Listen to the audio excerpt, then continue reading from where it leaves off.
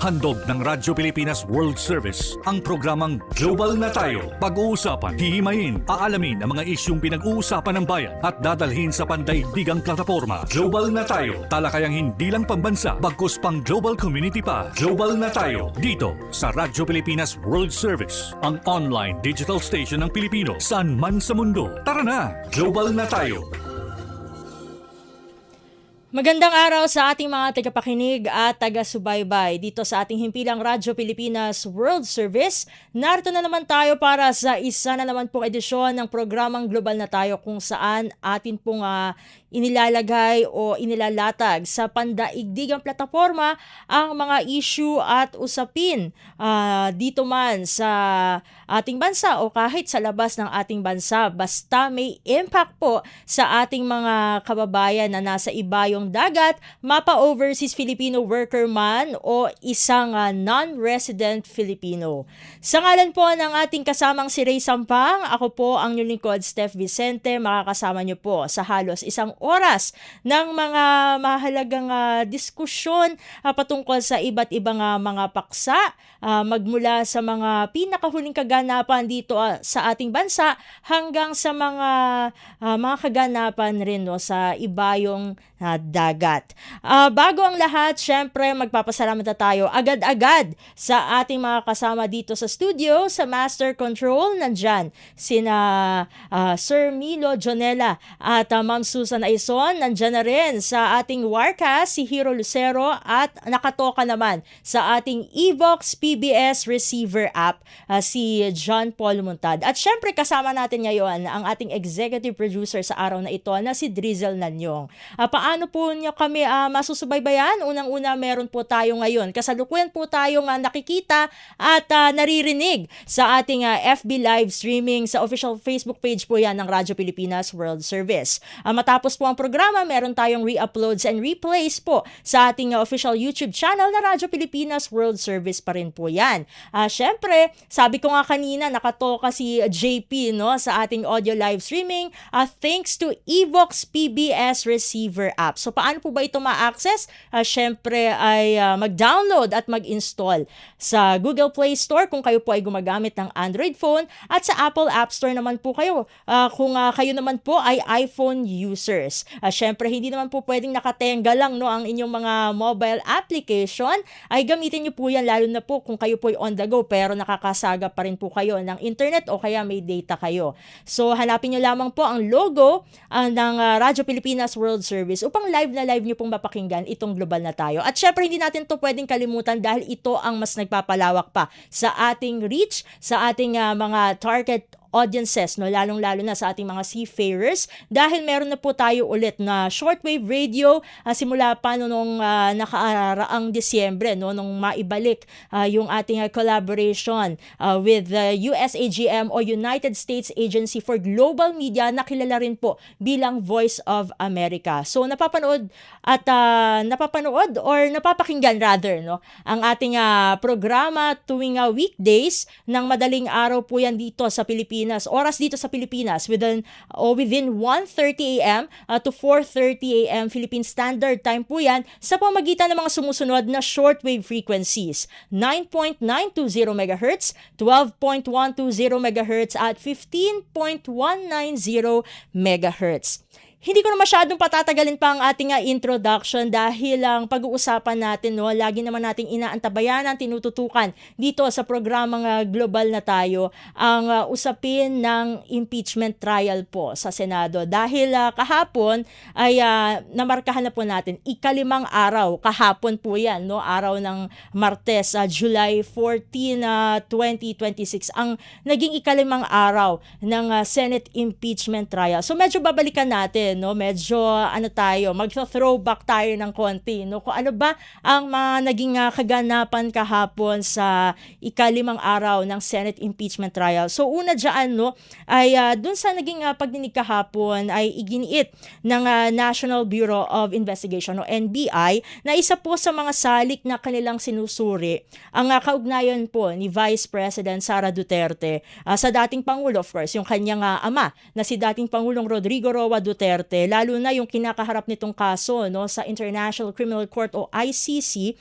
dahil ayon po yan, no, sa witness na si NBI Regional Director Jeremy Lotok, ay isinama ito sa pag-assess kung may kakayahan umano, no, ang Vice Presidente na isakatuparan yung mga banta na kanyang sinabi sa isang video, sa isang press conference laban kina Pangulong Ferdinand R. Marcos Jr., First Lady Liza Araneta Marcos at kay dating House Speaker Martin Romualdez. Gayunpaman, inihayag ni Regional Director Lotok na sa ilalim ng cross-examination na wala siyang personal na kaalaman, no, kung may direktang pagkuha ng hitman ang ating Vice Presidente. Ngunit iginiit niyang may sapat na ebidensya ang NBI na nag-uugnay sa kanya sa naturang plano. Kasi mismo nga, no, ang Vice Presidente ang nagsabi nito. Nakita naman po natin, no, doon sa video. Samantala, nilinaw din, no, ng NBI na kahit na may mga pagkakamali sa dokumento, no, mga typo, ay hindi nito pinapahina ang kanilang konklusyon na may naganap nga po na grave threats at inciting to sedition. Dagdag pa nila, hindi kailangan maisakatuparan ang sedisyon upang ito ay maging o maituring na paglabag sa ating batas. At meron din na importanteng update, no, sa bandang huli po ng naging pagdinig kahapon, dahil inihayag naman ng prosecution team na hindi na nila ipatatawag, no, itong mga tinatawag na hostile witnesses dahil magiging paulit-ulit na lamang umano itong mga testimonya. Lahat yan, no, ay ating hihimay-himayin dahil makakasama na po natin sa linya ng ating komunikasyon ang isa sa mga private prosecutor po, no, ng House Prosecution Team. Walang iba kundi si Attorney Lorna Kapunan. Attorney Kapunan, welcome po sa programang Global na Tayo. Si Steph Vicente po ito ng Radyo Pilipinas World Service. Magandang umaga sa iyo, Steph, at sa lahat ng mga nanonood at nakikinig worldwide sa programa mo. Maraming salamat po, Attorney Kapunan, for giving us time. Although alam namin mamaya ay may trial po ulit, pero narito po tayo para magbigay ng mahalagang impormasyon, lalong-lalo na sa mga sumusubaybay po ng Senate impeachment trial. So unang-una po sa lahat, Attorney Kapunan, paano niyo po sinusuri o ina-assess itong mga naging kaganapan po sa ikalimang araw ng Senate impeachment trial? Alam niyo po, kami po sa private prosecution, lagi namin sinasabi na nasa direct control and supervision tayo ng public prosecutors, ng House Panel of Prosecutors ng Kongreso. So, pinag-aaralan po namin everyday, ina-evaluate po natin ang testimony ng mga witnesses, hindi lang sa direct examination, pati sa cross-examination. At idagdag natin, pinag-aaralan po natin yung mga clarificatory at probing questions rin ng mga senator judges. At pagkatapos po, nag-i-evaluate po tayo ng mga moving forward. Anong mangyayari the next day and all that. So, dito po sa manifestation po, pinag-aralan po namin yan. After listening to 4 days of trial concerning yung dalawang witnesses po namin sa NBI, na nalantad naman lahat ng gusto natin at na-explain pa nila sa pagtatanong ng mga senator judges at sa cross-examination. We made the public prosecutors in their wisdom, made the judgment na hindi na kailangan ipresenta si Attorney Lopez at si Captain Belinda Bello because the purposes for which ipipresenta sila, no, yung authenticity ng video, yung personal presence ni Attorney Lopez, yung pag-serve ng transfer order sa detention center na receive ng Vice President, lahat lumabas sa video. Hindi lang yung video ng prosecution, yung same video na yan, ay yun rin ang ginamit ng defense. So walang issue yun. So tama naman at we took serious consideration yung paalala ng mga senator judges na sana i-simplify yung proseso, sana hindi maging debate ito ng mga abogado, sana diretso na lang Pakinggan natin ang witnesses at tignan natin ang dokumento. Let us not waste unnecessary time in legal debates because impeachable offense ito. Hindi ito criminal offense, no? Matagal ang diskusyon kahapon sa grave threats, anong elements ng grave threats, anong elements ng sedition.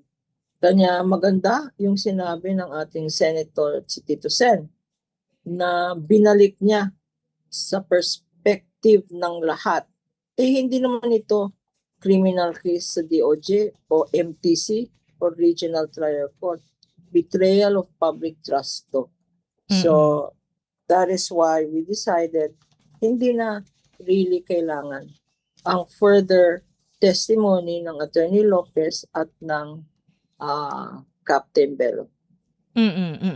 Attorney Kapunan, isa sa mga nabanggit kahapon, no, sa pagsusuri nga po nitong capability ni Vice President Sara Duterte na isa katuparan itong mga banta, no, against the President, the First Lady, and the former Speaker, no, ito nga medyo inignay, no, kinonect, no, dun sa, of course, the personal relationship between the Vice President at yung kanyang ama na si dating Pangulong Rodrigo Roa Duterte. So ano po yung legal na bigat nitong from the perspective of the prosecution team, nitong pagsasama ng ICC case, no, against the former president, no, dun sa pagsusuri po nitong NBI kasi maaaring medyo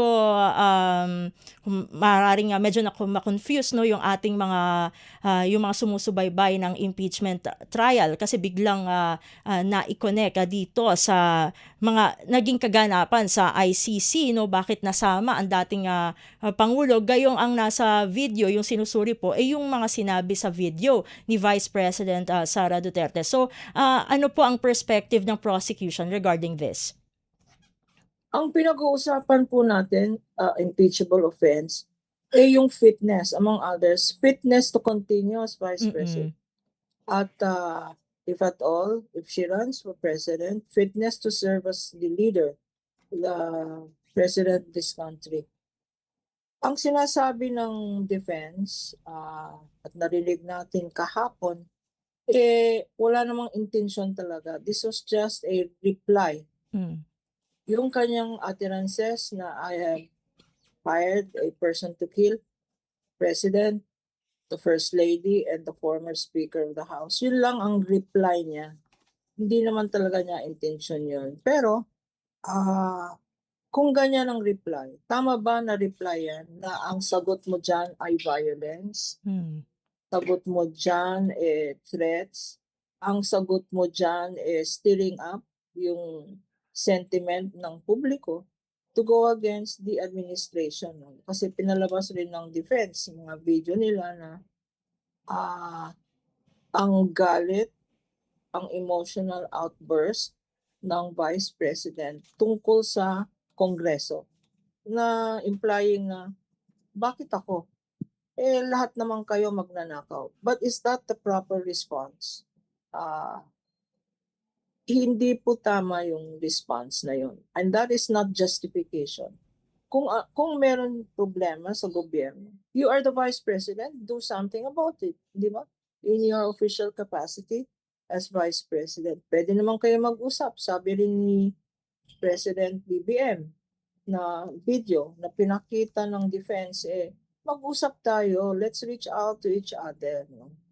So that was a possibility that was not considered.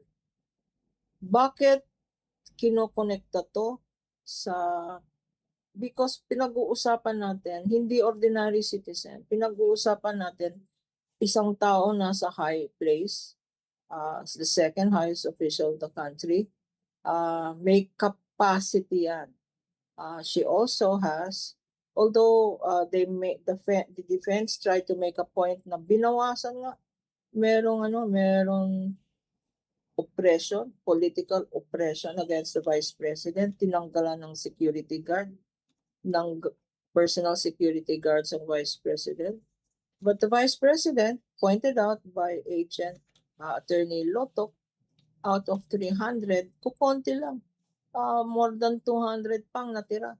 At yung 200 plus na yan, mas marami pa sa complement ng security complement ng presidente ng bayan natin.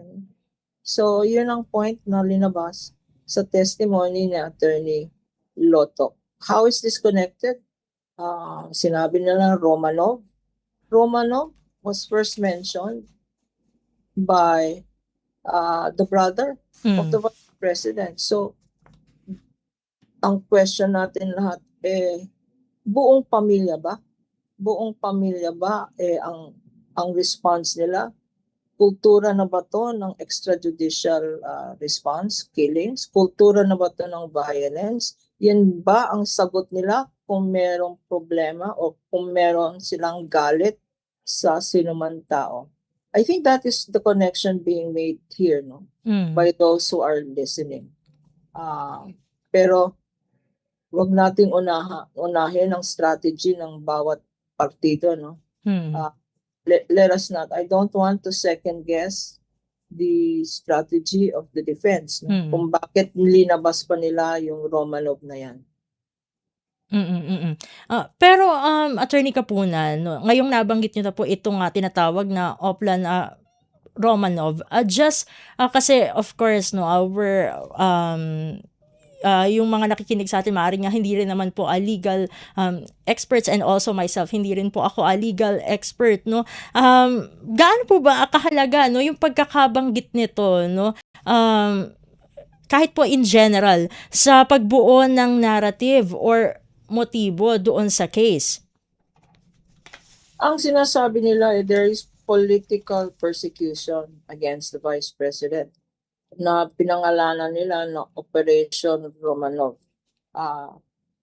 Example, tinanggalan ng security guard, inaatake sa social media, sa kanya siya nag-resign sa DepEd kasi hindi tumutulong ang administrasyon sa mga plans and programs niya. So they wanted to build a case through the cross-examination na merong systematic political oppression against the Vice President. So yun ang kanilang line of defense, no? And that the Vice President was reacting not only as the Vice President, where it was said that she had 33 million votes, no? And the public na she is protecting the trust of the public, yun ang defense nila. And she was reacting for her family. Kasi hindi lang daw siyang politically persecuted, pati yung buong pamilya niya, no, is subject of persecution. So she said she was reacting as mother and as sister sa family member. No? So yun ang line of defense nila. On other matters po, Attorney Kapunan, ay kumbaga inamin po, no, or inihayag rather ni Attorney Lotok na kumbaga ang NBI wala silang personal na kaalaman sa umano'y pagkuha ng hitman di umano ni Vice President Sara Duterte, kasi ito ay naging pinagdedebatehan din, no, kahit sa social media. Sa ganitong sitwasyon ay paano po o gaano kalakas ang ebidensya para patunayan po itong grave threats? Ang sinabi po ni Attorney Lotto, limited ang investigation sa cyber aspect ng cyber, kasi siya po ay head nung panahon na yan, siya po ang head ng Cybercrime Division. So ang functions and duties niya limited sa pagiging head ng cybercrime, no, division. So it was limited to the contents of the video. Nung tinanong siya, anong nangyari dyan pagkatapos nung nag-investigate? Tinurn over nga yung aspect ng grave threats division sa Department of Justice. Tungkol naman sa the hiring of a killer, hindi na po niya department niyan. That's why he had said several times that information and further investigation is being processed, evaluated, and tinutuloy po ng investigation ng iba pang division ng Intelligence Division, hindi na Cybercrime Division, Intelligence Division ng NBI. And maraming nagsasabi, bakit NBI na naman ang next witness ninyo? That precisely is because dapat malaman meron bang further investigation, ano bang progreso sa nangyari dyan sa tuon ng NBI, sa evaluation ng Cybercrime Division, at sa pag-authenticate ni Agent Calilong ng authenticity at provenance, yung source ng video na yan. Saan gagamitin yan? Yan po ay part of the continuing investigation ng NBI. Kanya, crucial din yung third witness ng NBI, pakinggan natin sa Monday Mm. kung kailan nakaschedule si Director Matibag, kung ano ba talaga ang progress, ano ba talaga ang nangyari dyan sa mga findings na nilantad both ni Agent Calilong at ni Attorney Lotto. Ngayon naman po 'no, kasi may pending, ruling regarding po dun sa subpoena 'no, sa bank at, tax records, nitong si Vice President, Sara Duterte.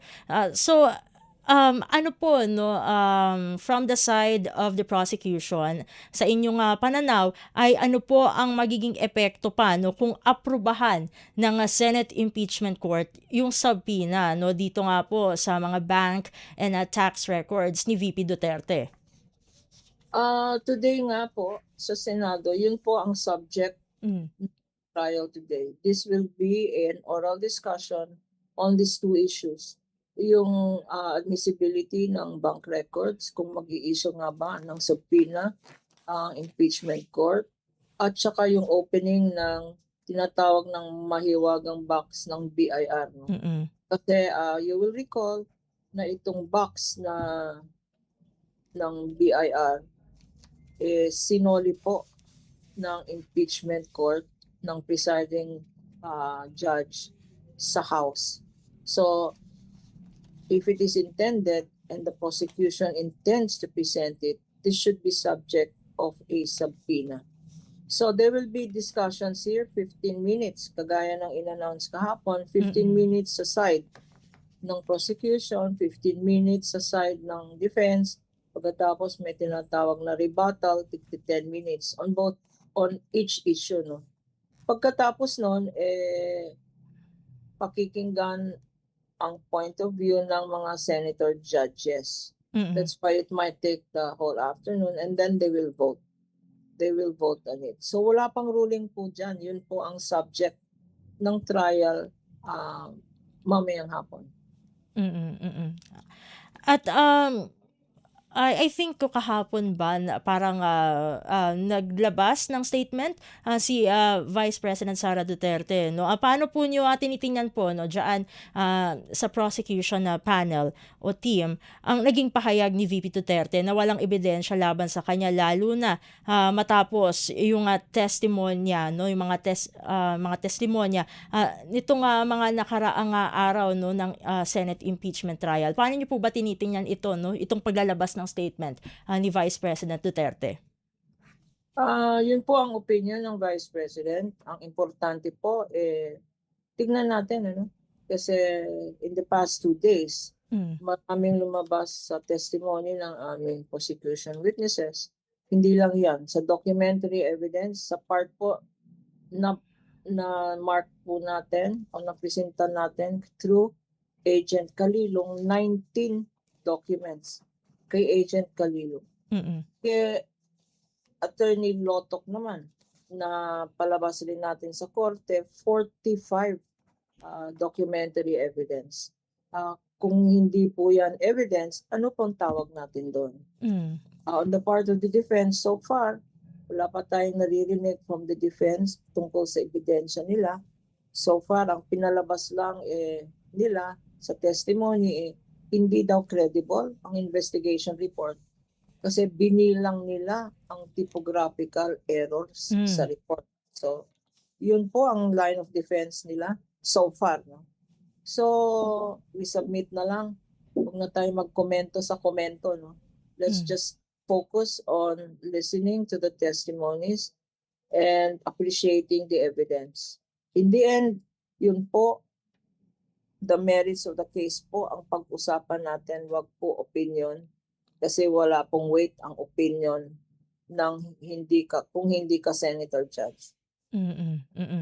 Siguro ito na lamang po, Attorney Kapunan, bago po natin i-conclude itong interview with you. Para po no, siguro isang mensahe po no para sa ating general public na sumusubaybay dito sa Senate impeachment trial. Ano ang pinakamahalagang dapat no na maunawaan po ng ating publiko sa puntong ito ng paglilitis, lalo na sa usapin ng accountability ng matataas na opisyal. Go ahead po, Attorney Kapunan. Paalala natin sa lahat ng mga nanonood na nakikinig ay ito po ay impeachment trial. Ito po will determine sino po ang magiging susunod na presidente. Ito po will determine sino po ang may accountable officer, sino po ang fit to continue sitting in position. Hindi po to political lang, hindi lang legal lang. Ito po ay para sa bayan, para sa inyo po to. Kanya makinig po tayo at natutuwa naman kami na sa feedback po natin, marami pong nakikinig. Many are listening and many are prepared to listen to the testimony and to the evidence and to be informed of what is going on. So, balik po tayo sa mensahe. Bakit po natin ginagawa tong impeachment trial? This is so as to ensure that the Constitution at all times will be followed, to ensure na meron tayong rule of law, na hindi kasi mataas na opisyal ka, iba ang law or ang rules para sa iyo, iba ang rules para kay Juan de la Cruz. Pare-pareho po tayo. Kung ang isang ordinary principal na-convict ng isang korte dahil sa paggustay ng 5,000 pesos. Ito pa na Vice President. So, balik po tayo sa values po natin of love of country, respect for the rule of law, and respect for the institution. Hindi lang para sa atin, for future generations to come. With that po, maraming salamat po, Attorney Kapunan, for joining us dito sa programang Global na Tayo. Sa ulitin po, God bless po at mabuhay po kayo. Maraming salamat to you and your listeners worldwide. Mabuhay po kayo. Maraming salamat po. At ating nakasama ang isa sa mga private prosecutor ng House Prosecution Team, walang iba kundi si Attorney Lorna Kapunan. Magbabalik po ang ating programa makalipas lamang po ang ilang mga paalala. May dalawang mukha ang gutom na matagal nang kinahaharap ng bansa. Ang gutom ng magsasakang buong araw nagtatanim pero kapos pa rin ang kita. Ang gutom ng pamilyang walang maihain. Ang ugat ng problema, maraming dinadaan ng mga middlemen ang mga ani. Nagmamahal ang pagkain pero lumiliit ang kita ng mga magsasaka habang nahihirapang makabili ang mga pamilya. Ito ang binago ni Pangulong Ferdinand Marcos Jr. Ang presidente natin napakalinaw ng instruction sa amin noon, huwag kami bibili sa mga malalaking kumpanya. Unahin ang mga farmers co-op. Lahat ng mga benepisyaryo ng walang gutom, sa farmers co-op rin tayo humahango. So sir, yung farm niya, doon na kami bumibili. Noong nakaraang linggo, dinayo ng Pangulo ang South Cotabato. Kanyang ininspeksyon ang pagsasanib puwersa ng Department of Agriculture at Department of Social Welfare and Development para tiyaking mula bukid ay diretso na ang ani sa DSWD. Na-conceptualize na ating Pangulo, mabawasan yung layers, lumaki ang kita for both the farmers and mas baba din ang gastos for the consumers. Pinakinggan din ng Pangulo ang mga pamilya. Ngayon, mas makakain na talaga kami ng 3 beses sa isang araw. Kanin na. May ulam na sir, may protein na tayo eh. Ganito, hindi na kayo nag-aalala na lalo na kayo, ang dami ninyong pinapakain. Para sa Pangulo, ang food security ay hindi lang programa, kundi pangako na ang tulong ay pangmatagalan. Ang tawag namin, hindi na farm to market. Ang tawag namin dito, farm to table. Dahil tuloy-tuloy mula sa mga farmer, dire-diretso na sa kanilang hapagkainan. Sa buong bansa, tuloy-tuloy ang trabaho. Isa-isang inaayos ang mga bagay na magpapagaan sa buhay ng mga Pilipino, tulad ng sama-samang pagkilos ng pamahalaan para sa siguradong pagkain sa bawat hapagkainan. Mabigat ng konti.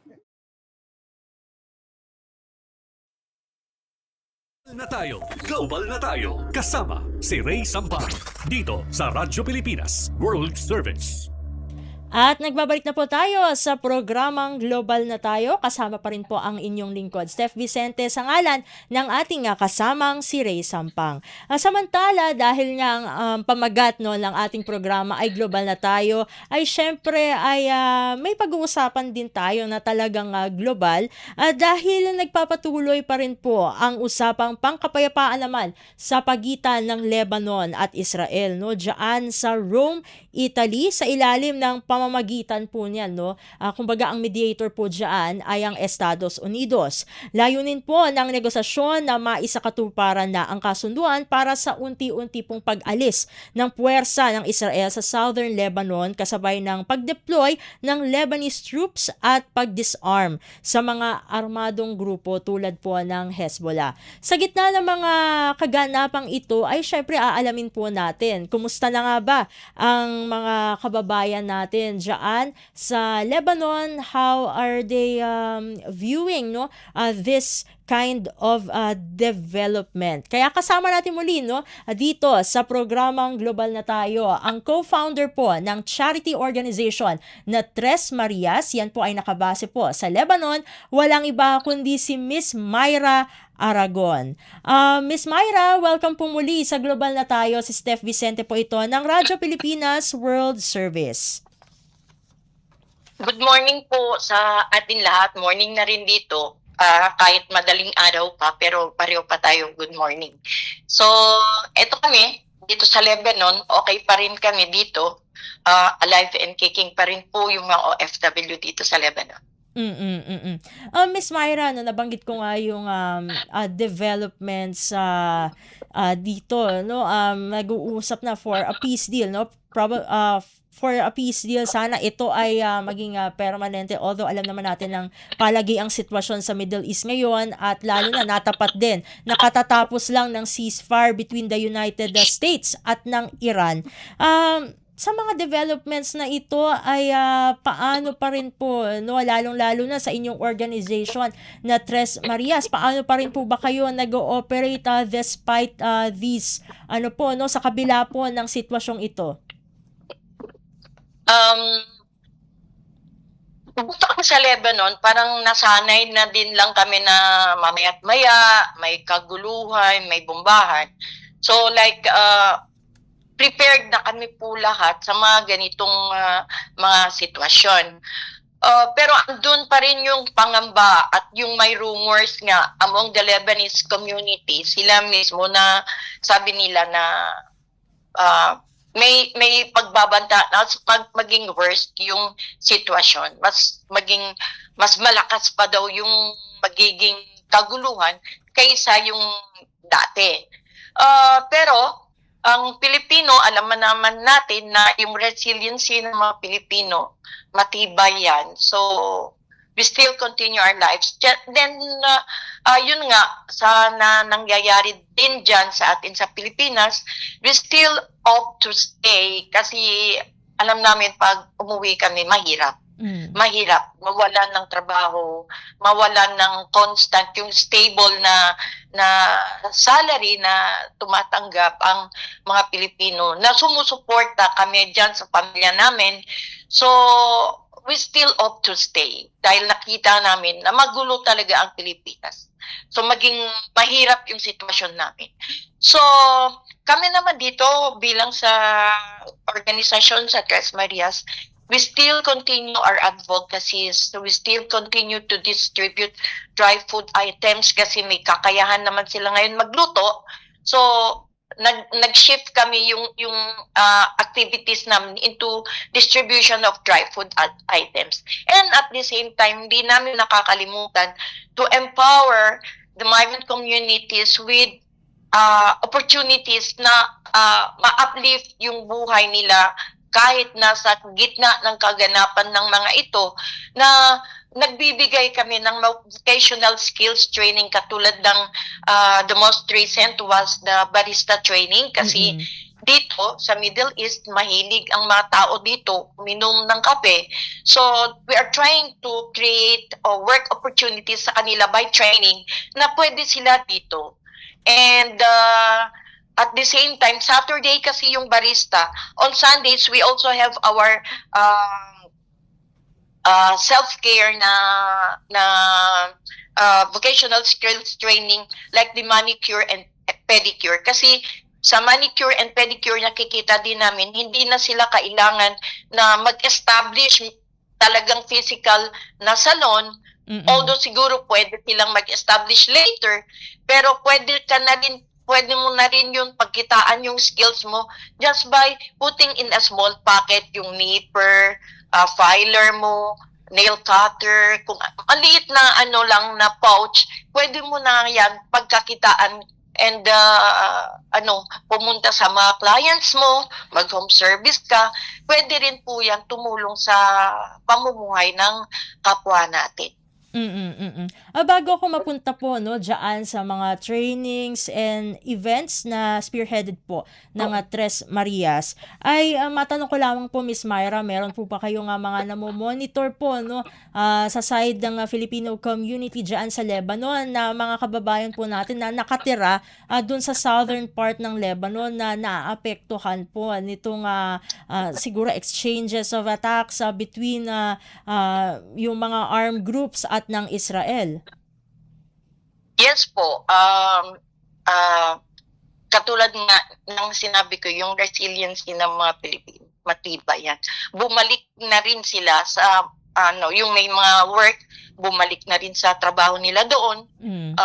Yung mga may asawang Lebanese din na nakatira bandang Tir, nakatira bandang diyan sa red zones areas.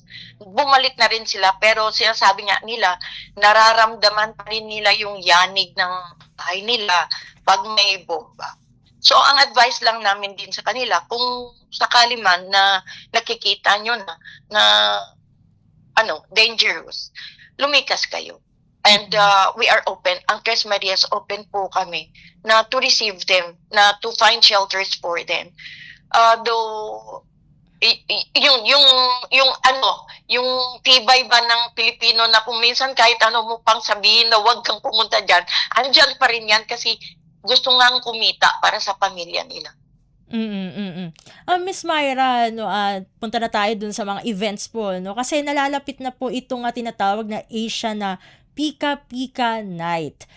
So Miss Myra, On Thursday. yes po, bukas na po yan. So ano po ba yung layunin nito para sa migrant communities po natin? Kasi alam ko yung Tres Marias, hindi naman po siya, tama po hindi naman po exclusive na Filipinos ang tinutulungan po ninyo. So ano po yung ang layunin nitong event po na ito para po sa kaalaman ng mga nakikinig sa atin?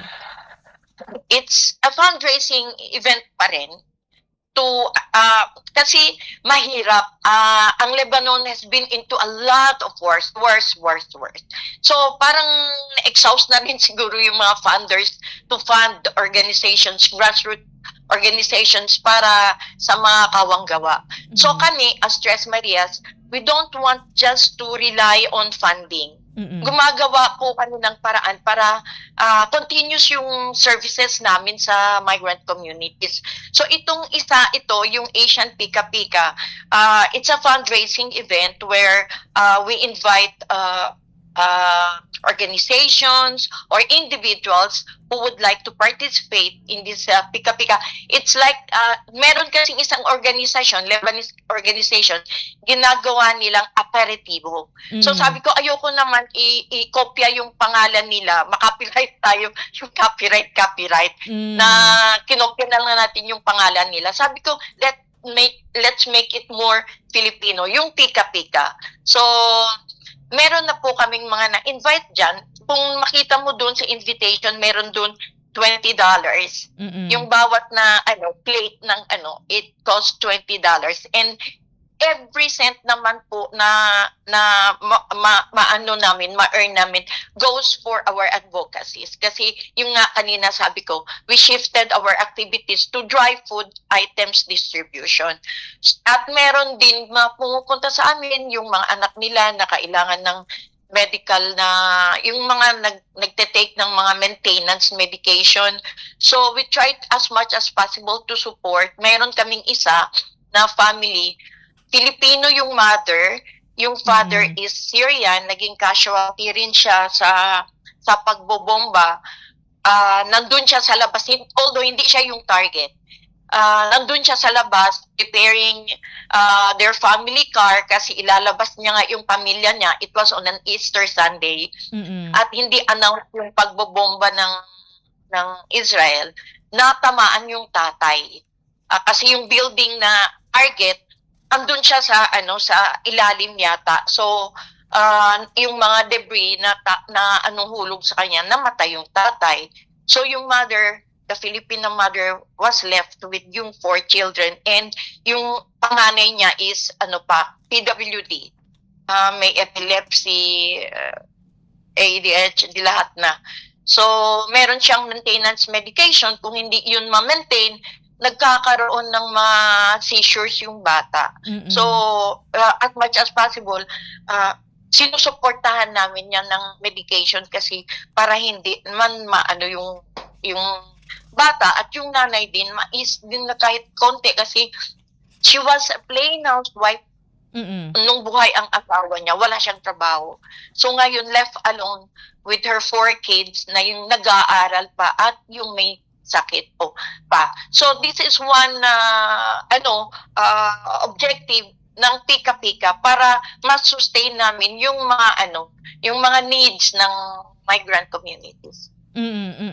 Ito naman po, Miss Myra, may coordination po ba kayo doon sa ating Philippine Embassy at sa iba pa pong mga offices dyan ng ating gobyerno regarding po sa paglulunsad po nitong mga ganitong classic events or yung mga programs po katulad nung sa training sa manicure and pedicure and yung naging barista training nyo rin po. Meron po bang coordination regarding that po?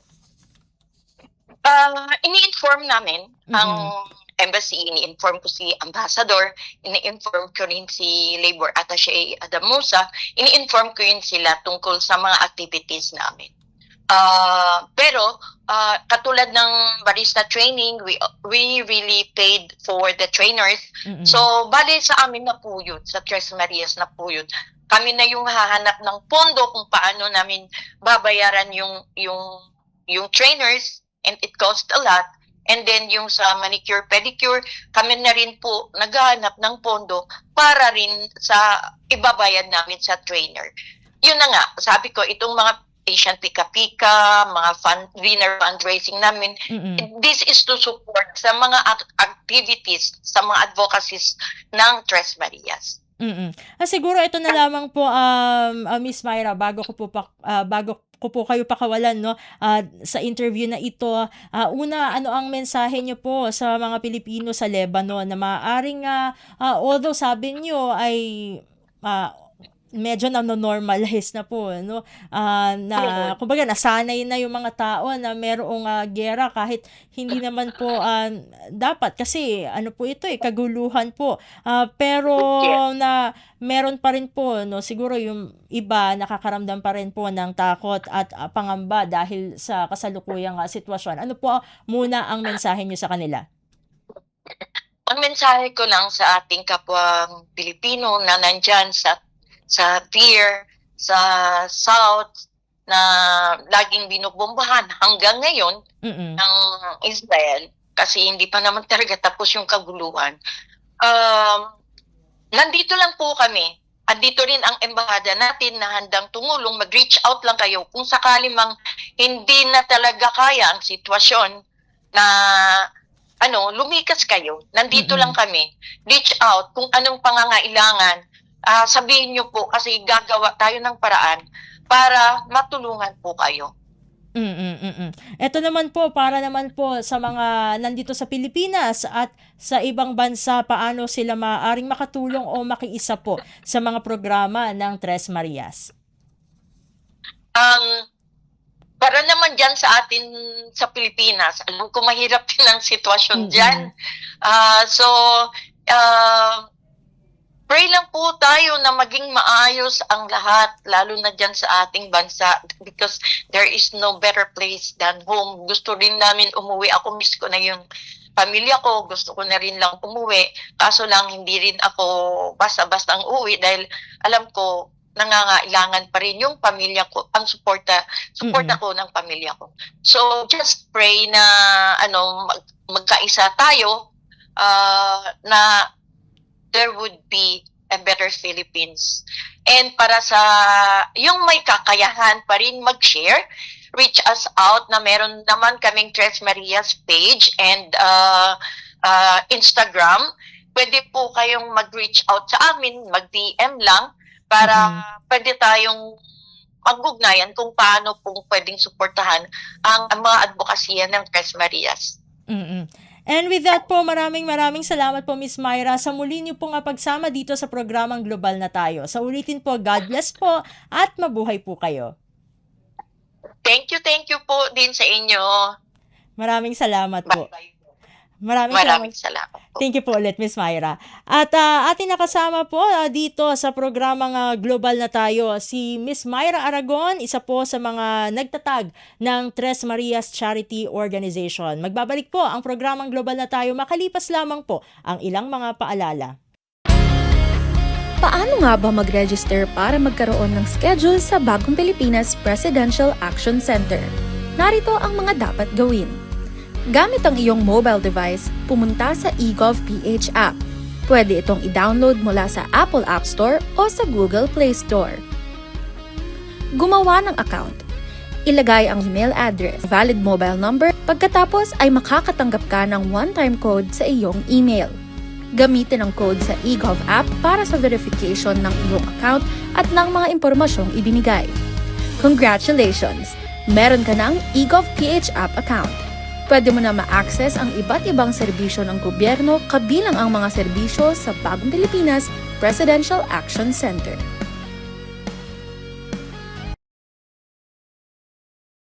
Global na tayo. Global na tayo. Kasama si Ray Sampa. Dito sa Radyo Pilipinas World Service.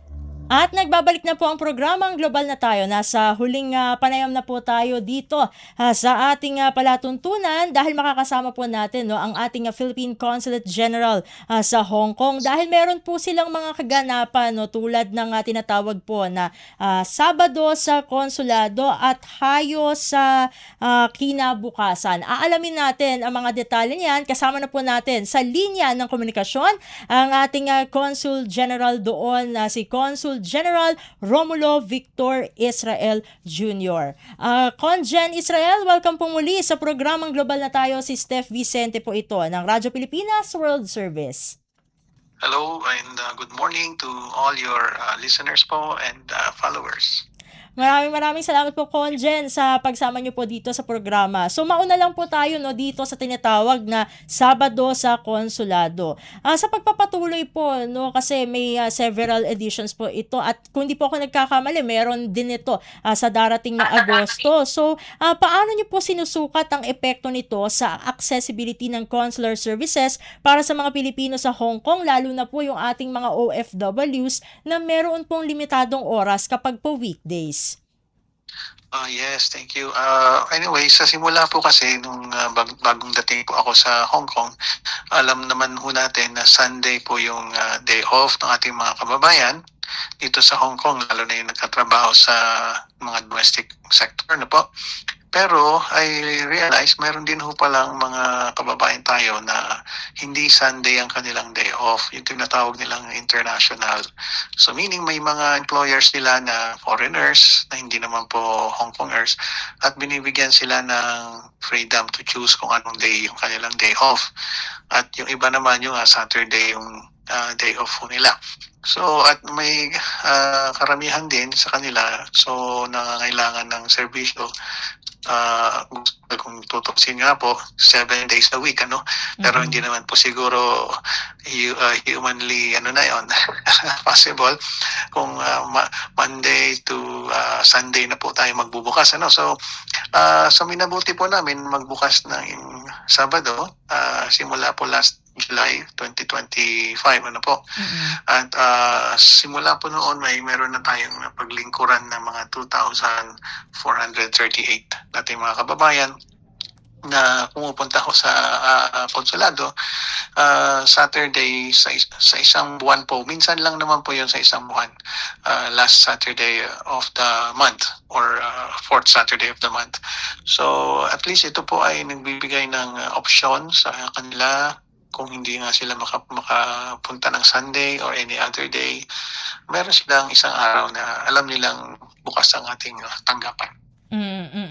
Para lang po sa mga hindi nakakaalam po na mga services na i-offer po kapag may ganitong klase po ng event ay ano po yung mga pangunahing serbisyong inaasahang magiging available dito po sa tinatawag na Sabado sa konsulado at meron pa po bang mga plano na palawakin pa ang saklaw nito base po sa pangangailangan po ng ating Filipino community dyan sa Hong Kong?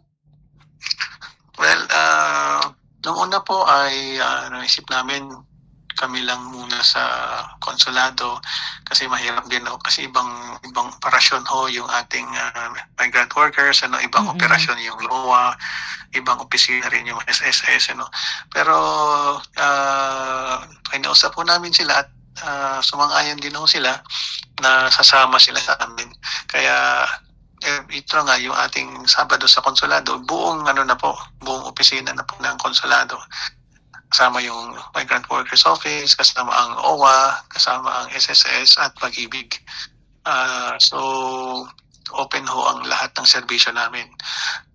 Ngayon, kung paliliwigin pa natin, pwede siguro yung oras ay habain kung may talaga pong demand or pangangailangan.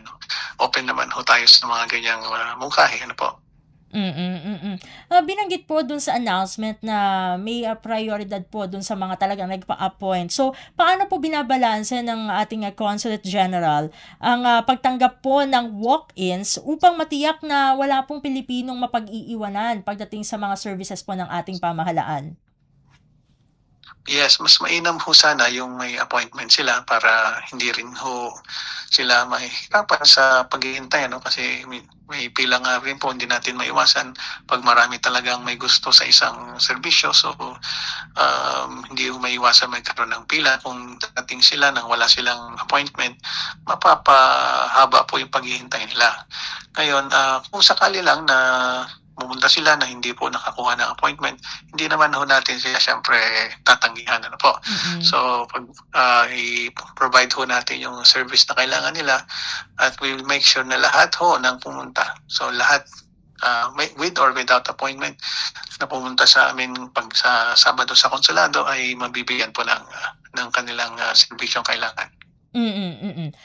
Kaugnay na po o kaugnay nitong tinatawag naman po na hayo sa kinabukasan. Ano po ba itong event na ito at gaano po kahalaga yung ganitong uri ng recognition program sa paghubog po ng identity at maging ng kumpiyansa po ng mga batang Pilipino na nandyan sa Hong Kong? Well, ito po ay parangal para sa ating mga kababayan na nag-aaral dito sa Hong Kong.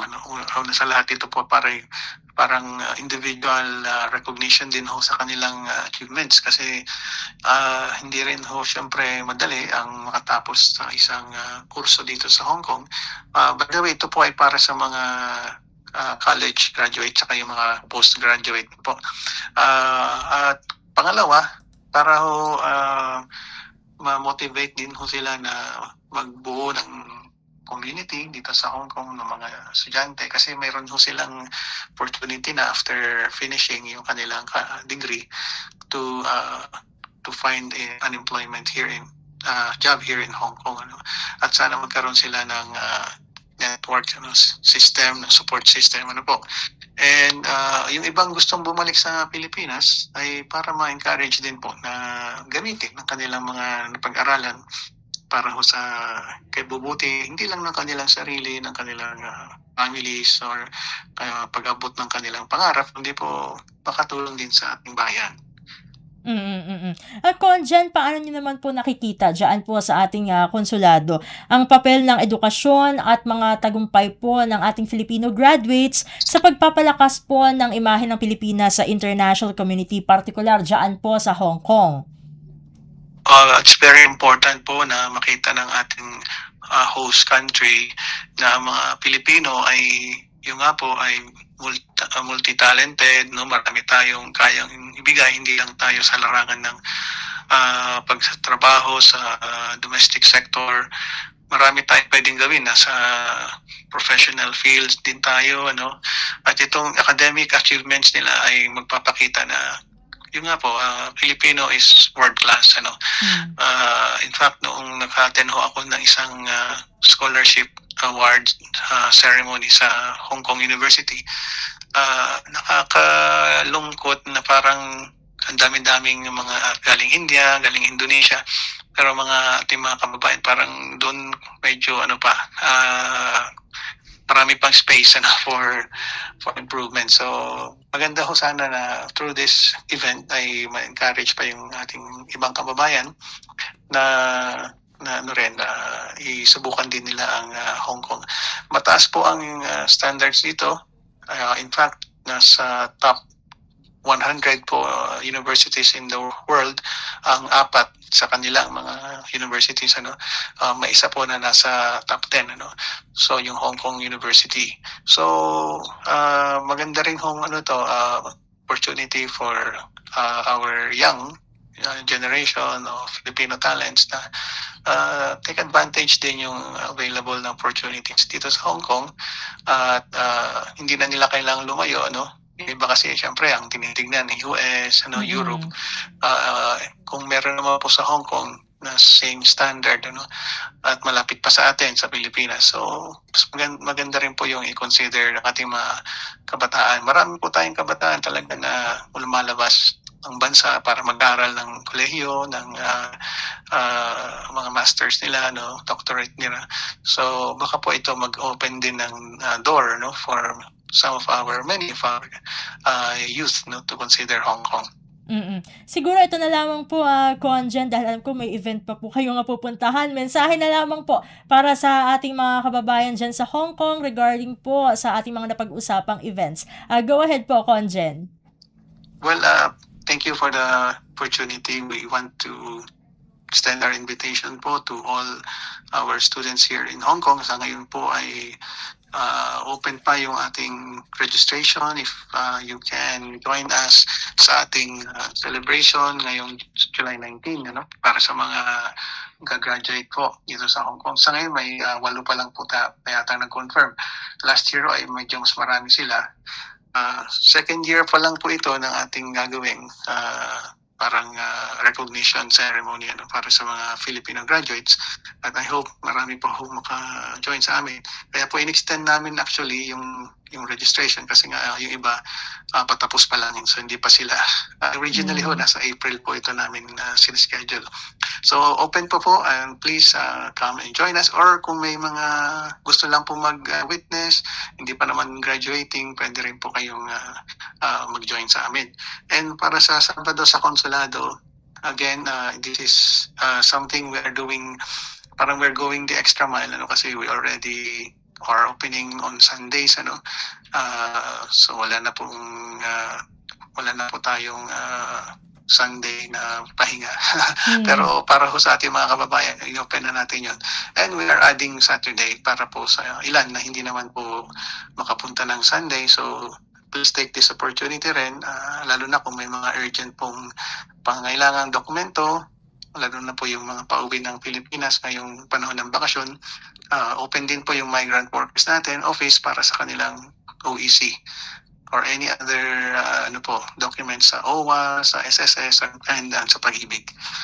So yun lang po, at sana mag-ingat ang lahat ng ating mga kababayan dito sa Hong Kong dahil medyo tag-ulan na rin po ngayon dito. And with that po, maraming salamat po, Conjen, sa pagsama niyo po dito sa programang Global na Tayo. Sa ulitin po, God Maraming bless po. salamat din po. At mabuhay po kayo. Salamat po. God bless. Thank you. Maraming salamat po. At ating nakasama sa ating programang Global na Tayo, ang ating Philippine Consulate General sa Hong Kong na pinangunahan po ng ating Consul General, Conjen Romulo Victor Israel Jr. At dito na po nagtatapos ang isa na naman pong edisyon ng programang Global na Tayo. Sa ngalan po ng ating kasamang si Ray Sampang, ako pong muli ang inyong lingkod, Steph Vicente. Isang mapagpalang araw po sa ating lahat.